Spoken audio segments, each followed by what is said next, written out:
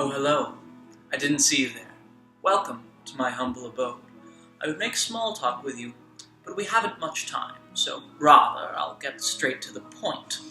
Today I'd like to speak to you regarding a threat to our democracy, specifically incumbency. Now, before I proceed any further, I'll define my terms for the benefit of you, my audience. An incumbent is one who seeks re-election, and today I'll be talking about an incumbent who's running for re-election in the Senate. On the other hand, in the opposite corner of the electoral boxing ring, we have the challenger, who seeks to unseat the incumbent from his high office. Now, fundamentally, in our democracy, elections are designed to serve the will of the people and to give the masses a voice in the high and weighty matters of politics. However, a problem emerges when elections are fundamentally uncompetitive, and thus the more deserving candidate, who would presumably serve the people better, doesn't win, instead being put aside by the vagaries of chance and political indifference. Fundamentally, the problem is that incumbents aren't replaced, even when better candidates run against them. There are a number of reasons for this phenomenon, a few of which I will illustrate here. Franking privilege.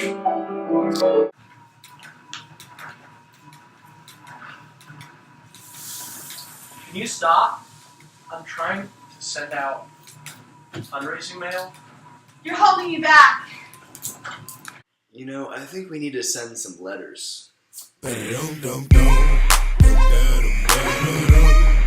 Name recognition. Honey, can you hand me the People magazine? Yes, dear.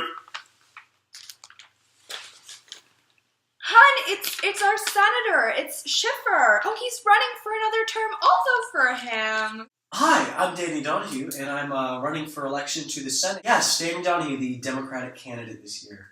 No, in no relation to Steely Dan. I'm sorry you don't like Steely Dan. I don't like Steely Dan either. Oh, I would love to hear your concerns about.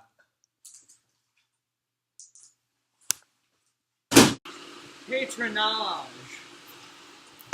Oh, thank you for your donation. Be ready for a call from our employment office. I be an outlaw before I ever be hanged. I die free man before I live like a slave. Gizmo, I just want to reaffirm again that if elected, I can assure you of some sweet rewards. So I want to know your support is with me and not Senator Schiffer.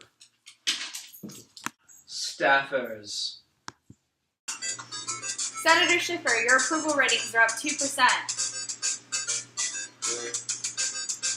I printed them all on legal-sized paper! Campaign money. These bitches love souls up, oh, and I know it. Fucking with the old ones, you gon' get fucked over. Ferraris and Rovers, these old lunchy souls up, and I'm with that Cobra. I would just like to ask you again if there's any way you can make another donation to this very important election. You're running for office? Yeah, Mom, I'm running for office.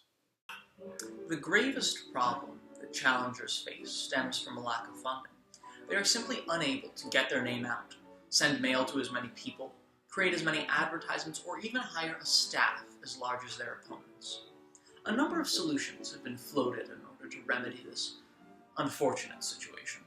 The most prominent, perhaps the most popular, solution is that of campaign finance reform, which is aimed at leveling the playing field between incumbents and challengers. Many have attempted, whether through FICA or BCRA, to limit the amount of money in politics. However, as Justin Stevens noted, money, like good wine in the De Laverson household, will always find an outlet, and these attempts have largely failed. A number of provisions of FICA were struck down in Buckley v. Vallejo, while BCRA ultimately spawned a pernicious and lasting threat to our democracy when super PACs were created in the Citizens United decision. This method of reform is quite difficult, beyond the sheer difficulty of gathering support in the legislature, which will undercut those very legislators' ability to get reelected. The courts have spoken, and their verdict has been a solid ruling against this sort of finance reform. Instead, the ACLU and other groups like it have suggested a course of action according to a more expensive and more expansive publicly funded campaign bill. Not only does this have a realistic chance of passing, and additionally would be constitutional, but it would solve many of the problems of incumbency. With sufficient money, challengers could counter staffers, campaign money, and could get their names out through advertisement. Thus, it is my honor to suggest better funded public campaigns as a solution to one of the most terrible threats to our democracy.